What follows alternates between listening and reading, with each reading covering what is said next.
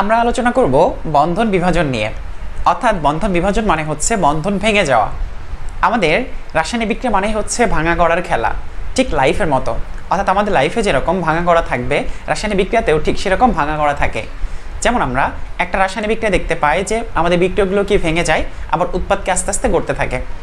যেমন আমরা শক্তির কনসেপ্ট থেকে জানতে পারি যে আমাদের রাসায়নিক বিক্রিয়া যদি ভেঙে যায় তখন কিন্তু শক্তি শোষিত হয়, আর রাসায়নিক বিক্রিয়া যদি গড়ে বা বন্ধন যদি গড়ে তখনই সেখান থেকে কিন্তু শক্তি নির্গত হয়। সো ব্যাপারটা হচ্ছে এই যে ভাঙা এবং গড়া, সেটা কিন্তু আমাদের অর্গানিক কেমিস্ট্রিতেও থাকবে, কারণ এরা তো আবার যৌগের বাইরে নয়। সো কনসেপ্টটা হচ্ছে আমরা বন্ধন বিভাজনে আমরা দেখব হচ্ছে কিভাবে বন্ধনগুলো ভেঙে যায় বা নতুন বন্ধন কিভাবে গড়ে, সেই ব্যাপারটা আমরা আসলে এখানে দেখব। সো বন্ধন বিভাজন বা বন্ধন ভেঙে যাওয়া বা বন্ধন ব্রেকআপ হওয়া আসলে দুইভাবে সংঘটিত হয়। একটা হচ্ছে দুজনের সম্মতিতে, আর একটা হচ্ছে দুজনের অসম্মতিতে। অনেক সময় আমরা দেখতে পাই যে ব্রেকআপ হয় একদম দুজনের মতামতের ভিত্তিতে, অর্থাৎ দুজন খুশি হয়ে ব্রেকআপ করার পরে ব্রেকআপ পার্টি দেয়। আবার অনেক সময় দেখতে পাই যে একজন আরেকজনকে ব্রেকআপ করতে বাধ্য করে।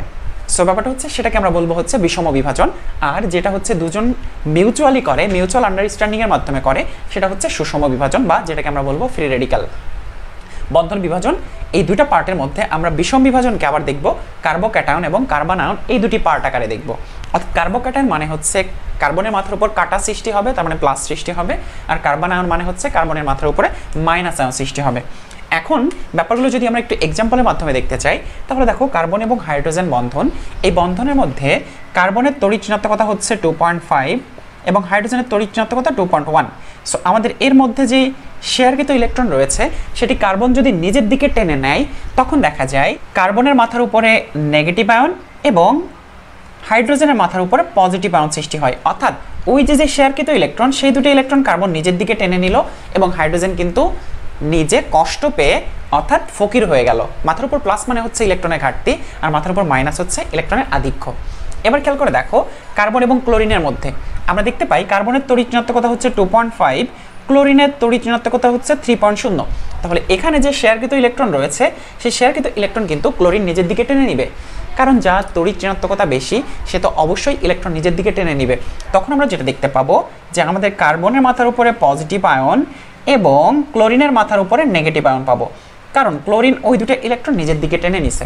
এখন কিন্তু দেখো আমাদের এখানে কার্বোক্যাটায়ন সৃষ্টি হলো, আর একটু আগে আমাদের কার্বনে কার্বো অ্যানায়ন সৃষ্টি হয়েছিল। অর্থাৎ কার্বনের সাথে যদি কার্বনের থেকেও অধিক তড়িৎ ঋণাত্মকতা বিশিষ্ট কোনো মৌল সংযুক্ত হয় তখন কার্বনের কার্বোক্যাটায়ন সৃষ্টি হয়, আর কার্বনের সাথে যদি তার থেকে কম তড়িৎ ঋণাত্মকতা বিশিষ্ট কোনো মৌল সংযুক্ত থাকে তখন বন্ধন বিভাজনের ফলে কার্বনের কার্বো অ্যানায়ন সৃষ্টি হয়। এখন খেয়াল করো আরেকটা ব্যাপার, যে আমাদের এই যে লাস্টের অংশ দেখতে পাচ্ছ এখানে কার্বনের তড়িৎ ঋণাত্মকতা 2.5 এবং এখানে লাস্ট যৌগটিতে খেয়াল করো এখানে কার্বনের তড়িৎ ঋণাত্মকতা 2.5 এবং কার্বনের তড়িৎ ঋণাত্মকতা 2.5। সো আমাদের শেয়ারকৃত ইলেকট্রন এবার কিন্তু কেউ টানাটানি করতে পারবে না। তাহলে বন্ধন যদি ভেঙে যায় তাহলে নিশ্চয়ই মিউচুয়াল আন্ডারস্ট্যান্ডিংয়ের মাধ্যমে বন্ধনটা ভেঙে যাবে। তখন আমরা দেখতে পাবো কার্বনের মাথার উপর এবার ডট সাইন যেটা হচ্ছে ইলেকট্রন, এবার কার্বনের মাথার উপর ডট সাইন যেটা হচ্ছে ইলেকট্রন। অর্থাৎ এই যে ডট সাইন এটা দ্বারা আমরা ফ্রি রেডিক্যালকে বুঝি। অর্থাৎ প্লাস মানে হচ্ছে কার্বোক্যাটায়ন, মাইনাস হচ্ছে কার্বো অ্যানায়ন, এবং এই ডট সাইন মানে হচ্ছে বন্ধনের সুষম বিভাজন যেটাকে আমরা ফ্রি রেডিক্যাল বলে থাকি। এবং এই কার্বোক্যাটায়ন, কার্বো অ্যানায়ন বা ফ্রি রেডিক্যাল প্রত্যেকের স্থায়িত্ব খুবই কম, এরা হচ্ছে খুবই সক্রিয় কম্পাউন্ড। এরা স্বল্প স্থায়ীভাবে কোনো একটা বিক্রিয়ায় অন্তর্বর্তী প্রজাতি হিসেবে অবস্থান করে। এখন এই ব্যাপারগুলো আমরা পরবর্তীতে দেখব, কার সক্রিয়তা বেশি কার সক্রিয়তা কম বা স্থায়িত্ব বেশি স্থায়িত্ব কম, সেই ব্যাপারটা বোঝার আগে আমরা এখানে দেখে নেই একটা টপিকস যে আমাদের অ্যালকাইল মূলকের ধনাত্মক আবেশধর্মিতা। অর্থাৎ অ্যালকাইল মূলক বলতে আমরা আসলে সাধারণভাবে বুঝি হচ্ছে CnH2n+1, এটাকে আমরা অ্যালকাইল মূলক বলে জানি। অ্যালকাইল মূলক হচ্ছে খুবই ত্যাগী পাবলিক, অর্থাৎ ওরা ইলেকট্রন ত্যাগ করতে পছন্দ করে, এজন্য তারা ধনাত্মক আবেশধর্মিতা দেখায়। কিন্তু কনসেপ্টটা কিভাবে হয় খেয়াল করে দেখো, এই হাইড্রোজেন কার্বনের দিকে ইলেকট্রন ট্রান্সফার করে দেয় কারণ হাইড্রোজেনের তড়িৎ ঋণাত্মকতা কম। এই হাইড্রোজেন কার্বনের দিকে ইলেকট্রন ট্রান্সফার করে দেয়, এই হাইড্রোজেন কার্বনের দিকে ইলেকট্রন ট্রান্সফার করে দেয়। তখন এই কার্বনে ইলেকট্রন মেঘের ঘনত্ব অনেক বেড়ে যায়। তখন দেখা যায় এই কার্বনটা একটা ওর যে সংগৃহীত ইলেকট্রন সেই ইলেকট্রনকে পাশের পরমাণু বা মূলককে ট্রান্সফার করে দেয়। দ্যাট মিনস তখন আমাদের এই যে টোটাল CH3 মূলক অর্থাৎ অ্যালকাইল মূলকটি সেটি কিন্তু ধনাত্মক আবেশে আবেশিত হতে থাকে। তখন দেখা যায় অ্যালকাইল মূলকে ধনাত্মক আবেশধর্মিতা দেখা যায়। অর্থাৎ আমাদের এই অ্যালকাইল মূলকের আকার যদি আরও বাড়তে থাকতো তাহলে আমরা দেখতে পেতাম যে অ্যালকাইল মূলকের ধনাত্মক আবেশধর্মিতার পরিমাণ আরও বেড়ে যাচ্ছে। সো আমরা দেখব যে আমাদের একটা অ্যালকাইল মূলক সবসময় ইলেকট্রন দাতা হিসেবে কাজ করে। এখন আমরা চলে যাব যে আমাদের কার্বোক্যাটায়ন, কার্বো অ্যানায়ন এবং ফ্রি রেডিক্যাল এই ব্যাপারগুলো আসলে সক্রিয়তা এবং স্থায়িত্বের ভিত্তিতে কিভাবে কাজ করে। সো আমরা কিন্তু দুইটা সিদ্ধান্ত নিতে পারি, সেটা হচ্ছে CH3+, যেটাকে আমরা বলতেছি হচ্ছে কার্বোক্যাটায়ন, এটা হচ্ছে এর হচ্ছে ইলেকট্রন ঘাটতি আছে, কারণ প্লাস মানে হচ্ছে কেউ একে ফাঁকি দিয়ে চলে গেছে। আর হচ্ছে আমরা যদি এটাকে দেখি কার্বো অ্যানায়ন, তার মানে এটার হচ্ছে আধিক্য আছে। সো আমরা এই দুটা সিদ্ধান্ত নিতে পারি। কারণ দেখো আমরা যখন এই যে মাথার উপর মাইনাস সাইনটা দেখলাম তার মানে আমি অন্য কারো কাছ থেকে ইলেকট্রন নিয়ে চলে আসছি, তার মানে আমার ইলেকট্রন অনেক আছে, আমার ইলেকট্রনের আধিক্য। আর ক্যাটায়ন মানে হচ্ছে আমার থেকে কেউ ইলেকট্রন নিয়ে চলে গেছে, তার মানে আমার ইলেকট্রন ঘাটতি সৃষ্টি হয়েছে, তার মানে আমি হচ্ছে ফকির হয়ে গেছি। সো ব্যাপারটা হচ্ছে পজিটিভ বা ক্যাটায়ন মানে হচ্ছে ইলেকট্রনের ঘাটতি, আর মাইনাস মানে হচ্ছে ইলেকট্রনের আধিক্য। এই দুটি ব্যাপার যদি বুঝতে পারি তাহলে কার্বোক্যাটায়ন এবং কার্বো অ্যানায়নের সক্রিয়তা বা স্থায়িত্ব বোঝা আমাদের জন্য খুবই সহজ হয়ে যাবে। চলো ব্যাপারটা দেখে ফেলি। সো আমরা একটু আগে দেখলাম যে আমাদের অ্যালকাইল মূলক ধনাত্মক আবেশধর্মিতা দেখায়, তাহলে আমাদের এটি একটা অ্যালকাইল গ্রুপ যেটি কেন্দ্রের দিকে ইলেকট্রন ট্রান্সফার করে দিবে, এটি একটা অ্যালকাইল গ্রুপ যেটা কেন্দ্রের দিকে ইলেকট্রন ট্রান্সফার করে দিবে, এটি একটা অ্যালকাইল গ্রুপ যেটা কেন্দ্রের দিকে ইলেকট্রন ট্রান্সফার করে দিবে। আবার এখানে দেখতে পাবো যে আমাদের একটা অ্যালকাইল গ্রুপ কেন্দ্রের দিকে ট্রান্সফার করতেছে আর একটা অ্যালকাইল গ্রুপ কেন্দ্রের দিকে ইলেকট্রন ট্রান্সফার করতেছে। এখানে আমরা দেখতে পাচ্ছি যে আমাদের শুধুমাত্র একটা অ্যালকাইল মূলক আমাদের কেন্দ্রের দিকে ইলেকট্রন ট্রান্সফার করতেছে। এখন ব্যাপারটা হচ্ছে আমরা এই তিনটা সংকেতের এক্স্যাক্টলি একটু নামকরণ দেখে ফেলি। এরা কার্বোক্যাটায়ন বুঝতে পারছি, কিন্তু কার্বোক্যাটায়ন কত ডিগ্রি সেটা আমরা কিভাবে আইডেন্টিফাই করব? কনসেপ্টটা হচ্ছে এই কার্বোক্যাটায়নের কার্বনের সাথে আর কতগুলো অ্যালকাইল গ্রুপ বা কার্বন সরাসরি সংযুক্ত সেটা দ্বারা কিন্তু আমরা ডিগ্রি নির্ধারিত করি। সো আমাদের দেখো এই কার্বনের সাথে সরাসরি, এটা তো একটা আর অ্যালকাইল গ্রুপ, এটা আরেকটা আর, এটা আরেকটা আর, তাহলে তিনটি অ্যালকাইল গ্রুপ সরাসরি সংযুক্ত, তাহলে আমরা এটাকে বলবো হচ্ছে এটা 3 ডিগ্রি কার্বোক্যাটায়ন। এখানে দুটি অ্যালকাইল গ্রুপ সরাসরি সংযুক্ত, এটা 2 ডিগ্রি কার্বোক্যাটায়ন, এটি হচ্ছে 1 ডিগ্রি কার্বোক্যাটায়ন। অর্থাৎ কার্যকরীমূলকের ডিগ্রি নির্ধারিত হয় যে আমাদের ওই কার্বোক্যাটায়নের কার্বনের সাথে কতগুলো অ্যালকাইল গ্রুপ সরাসরি সংযুক্ত আছে এই কনসেপ্ট দ্বারা। সো আমরা যদি এখানে দেখতে থাকি যে আমাদের এটা একটা কার্বো অ্যানায়ন, দেখো একটা অ্যালকাইল গ্রুপ, দুইটা অ্যালকাইল গ্রুপ, তিনটা অ্যালকাইল গ্রুপ, সো ডেফিনেটলি এটা 3 ডিগ্রি কার্বো অ্যানায়ন। এক্ষেত্রে আমরা দেখতে পাচ্ছি দুইটা অ্যালকাইল গ্রুপ, তার মানে এটা হচ্ছে আমাদের 2 ডিগ্রি কার্বো অ্যানায়ন এবং এটা হচ্ছে আমাদের 1 ডিগ্রি কার্বো অ্যানায়ন। সো আমরা কনসেপ্টটা নিশ্চয়ই বুঝতে পেরেছি। সো আমরা ফ্রি রেডিক্যালের ক্ষেত্রে যদি দেখতে চাই তাহলে এটা অবশ্যই 3 ডিগ্রি ফ্রি রেডিক্যাল, এটা অবশ্যই 2 ডিগ্রি ফ্রি রেডিক্যাল এবং এটা হচ্ছে অবশ্যই 1 ডিগ্রি ফ্রি রেডিক্যাল, কারণ আমাদের অ্যালকাইল গ্রুপ যুক্ত আছে একটা করে। সো এখন আমরা দেখব যে এই 1 ডিগ্রি, 2 ডিগ্রি, 3 ডিগ্রির মধ্যে কোনটা বেশি সক্রিয় এবং একই সাথে দেখব কোনটা বেশি স্থায়ী। সে ব্যাপারটা টোটালি ডিপেন্ড করতেছে আমাদের এই কনসেপ্টের উপরে যে অ্যালকাইল মূলকের ধনাত্মক আবেশধর্মিতা। এখন তো আমাদেরকে বললাম যে প্লাস মানে হচ্ছে ঘাটতি, তার মানে এই কার্বনের ইলেকট্রনের অনেক ঘাটতি। এখন ইলেকট্রনের যদি অনেক ঘাটতি থাকে তার মানে সে নিশ্চয়ই ঘাটতি ফিল আপ করার চেষ্টা করবে। এখন এদিক থেকে ইলেকট্রন পাস করতেছে, এদিক থেকে অনেক ইলেকট্রন পাস করতেছে, এদিক থেকে ইলেকট্রন পাস করতেছে, তার মানে এর ঘাটতিটা কি অনেক কমে যাচ্ছে না? অর্থাৎ এর ঘাটতি কিন্তু অনেক কম বা ঘাটতি কিন্তু কমে গেল। এখন চিন্তা করো এর যত ইলেকট্রনের ঘাটতি ছিল তার কিন্তু অনেকটাই কিন্তু ফিল আপ হয়ে গেল অ্যালকাইল মূলকের ধনাত্মক আবেশধর্মিতার কারণে। অ্যালকাইল গ্রুপ যে এই কার্বন থেকে ইলেকট্রন ট্রান্সফার করে দিল তার ফলে কিন্তু এই কার্বোক্যাটায়নের ঘাটতি অনেকটাই ফিল আপ হয়ে গেল। এখানে এসে আমরা খেয়াল করে দেখলাম যে এটি দুদিক থেকে ইলেকট্রন কেন্দ্রের দিকে পাস করতেছে, তার মানে এর ঘাটতি কিন্তু এর তুলনায় একটু কম ফিল আপ হলো, তার মানে এর কিন্তু ইলেকট্রনের ঘাটতি থেকেই গেল।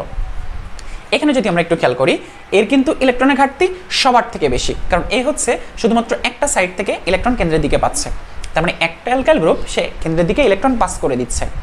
তাহলে আমরা যদি ঘাটতি কার বেশি সেটা যদি চিন্তা করি তাহলে এখানে অবশ্যই ঘাটতি বেশি। আমি যদি প্রশ্ন করি ঘাটতি সব থেকে কম কার, তাহলে অবশ্যই 3 ডিগ্রি কার্বোক্যাটায়নের ঘাটতি সব থেকে কম। তাহলে আমার যখন ঘাটতি থাকবে, আমার যখন ক্ষুধা থাকবে, তখন নিশ্চয়ই আমি ক্ষুধাতে দৌড়াদৌড়ি করে বেড়াবো ক্ষুধা নিবারণের জন্য, আমি বিভিন্ন জায়গায় খাবার খুঁজে বেড়াবো। সো ব্যাপারটা হচ্ছে আমি যখন খাবার খুঁজবো তখন এটাই তো আমার সক্রিয়তা, আর আমি যখন আমার ক্ষুধা মিটিয়ে ফেলছি তখন কি আমি স্থায়ীভাবে চুপ করে বসে থাকতে পারবো, শান্তিতে বসবাস করতে পারবো। সো দেখা যায় এর ঘাটতি কম মানে হচ্ছে এ সব থেকে বেশি স্থায়ী, এর ঘাটতি একটু বেশি দৌড়াদৌড়ি করবে, এর ঘাটতি সব থেকে বেশি, এর সব থেকে বেশি দৌড়াদৌড়ি করবে। তাহলে আমরা দেখতে পাই যে আমাদের স্থায়িত্বের ক্ষেত্রে সব থেকে বেশি স্থায়ী হচ্ছে 3 ডিগ্রি, তারপরে স্থায়ী হচ্ছে 2 ডিগ্রি এবং তারপরে দেখতে পাই আমরা 1 ডিগ্রি। আমরা নিশ্চয়ই জানি যে যত বেশি স্থায়ী সে তত কম সক্রিয়, আর যে যত কম স্থায়ী সে তত বেশি সক্রিয়। তাহলে সক্রিয়তার ক্ষেত্রে আমরা উল্টো সম্পর্ক দেখতে পাবো যে আমাদের 1 ডিগ্রি সব থেকে বেশি সক্রিয়, 2 ডিগ্রি একটু কম সক্রিয় এবং 3 ডিগ্রি আমাদের সব থেকে কম সক্রিয়। সো ব্যাপারটা হচ্ছে আমাদের এখানে 3 ডিগ্রি সব থেকে বেশি স্থায়ী এবং 3 ডিগ্রি সব থেকে কম সক্রিয়। সো ব্যাপারটা দেখা যায় যে আমাদের সক্রিয়তা এবং স্থায়িত্বের সম্পর্ক হচ্ছে বিপরীত। সবসময় সক্রিয়তা এবং স্থায়িত্বের সম্পর্ক হচ্ছে বিপরীত। আচ্ছা, এখন আমরা দেখব কার্বন আয়নের ক্ষেত্রে কি ঘটনা ঘটে, অর্থাৎ কার্বন আয়নের ক্ষেত্রে আমরা আসলে কি ঘটনা দেখতে পাই সেটা আমরা একটু দেখব। কার্বন আয়ন মানে এখানে খেয়াল করে দেখো, কার্বন আয়ন মানে হচ্ছে ইলেকট্রনের আধিক্য, মাইনাস মানে হচ্ছে ইলেকট্রনের অনেক আধিক্য।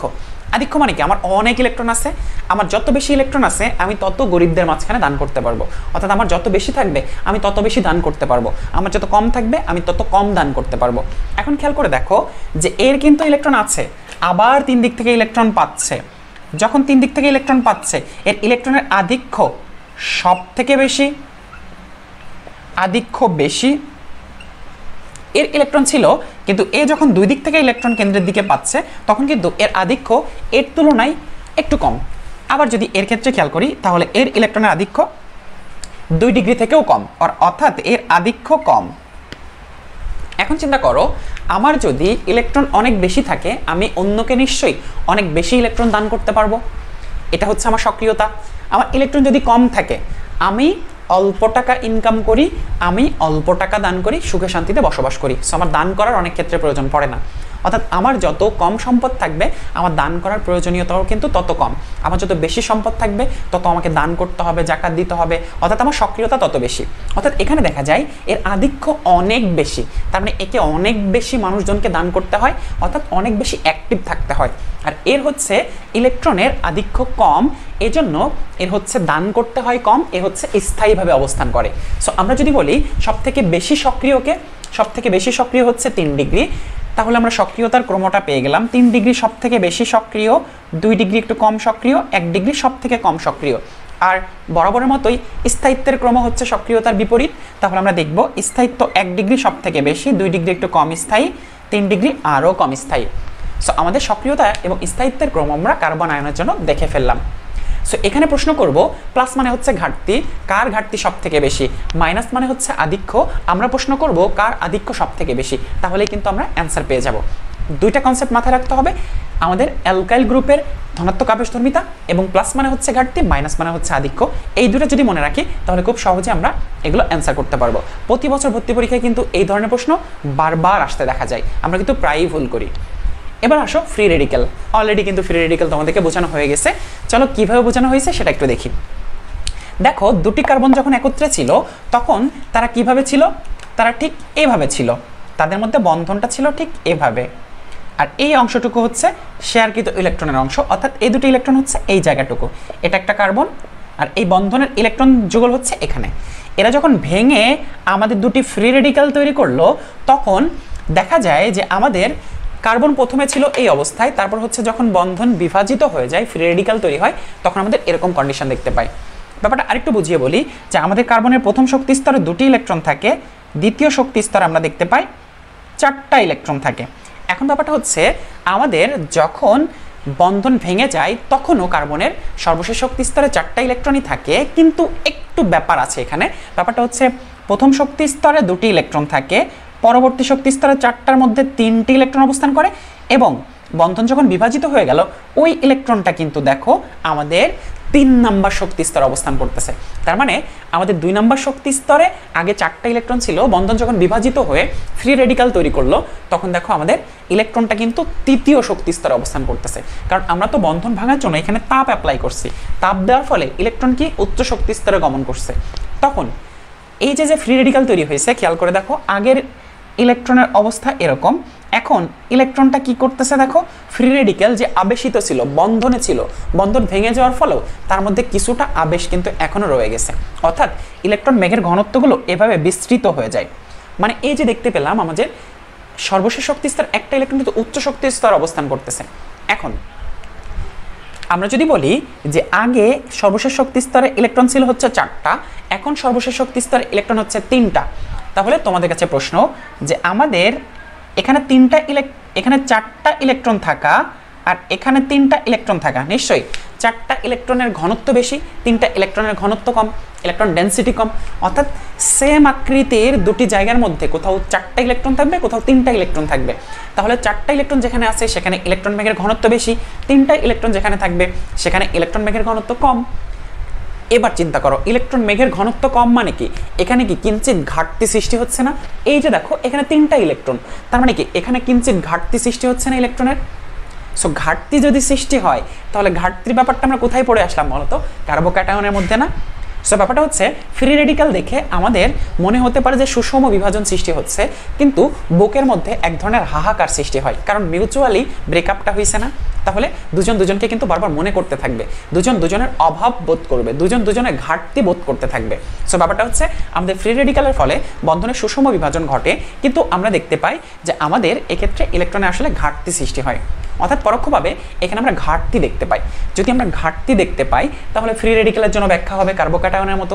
অর্থাৎ কার্বোক্যাটায়নের জন্য আমরা যেমন স্থায়িত্ব দেখতে পাইছি 3 ডিগ্রি, 2 ডিগ্রি, 1 ডিগ্রি।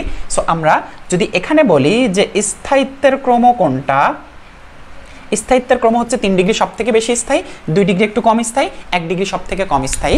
এবং আমরা যদি সক্রিয়তার ক্রম বলি তাহলে আমাদের হবে উল্টাটা। অর্থাৎ আমরা এদের ক্ষেত্রে দেখব যে আমাদের ফ্রি রেডিক্যালের ক্ষেত্রে যে রেজাল্টটা পেয়েছিলাম আমাদের কার্বোক্যাটায়নের জন্য আমাদের সেম রেজাল্টটাই হবে। অর্থাৎ কার্বোক্যাটায়নের জন্য আমরা যে রেজাল্টটা পেয়েছি ফ্রি রেডিক্যালের জন্য আমাদের রেজাল্টটা একই প্যারালালি সেম হবে। অর্থাৎ আমরা দেখে ফেললাম যে বন্ধন বিভাজনের ফলে আমাদের যে ফ্রি রেডিক্যাল তৈরি হয়, কার্বোক্যাটায়ন তৈরি হয় বা কার্বন আয়ন তৈরি হয়, তাদের সক্রিয়তা বা স্থায়িত্ব কীভাবে পরিবর্তিত হয় এগুলো আমরা কীভাবে ব্যাখ্যা করতে পারবো সেটা তোমাদেরকে একদম ক্লিয়ারলি বুঝিয়ে ফেললাম। আশা করি তোমরা যদি এই কনসেপ্টগুলো মাথায় রাখতে পারো তাহলে এই টাইপের প্রশ্ন তোমাদের ভর্তি পরীক্ষায় কখনো যদি আসে তাহলে সবার আগে তোমাদের অ্যান্সার করতে ইচ্ছা করবে। সো আশা করি তোমরা টপিক্সটা বুঝতে পেরেছো।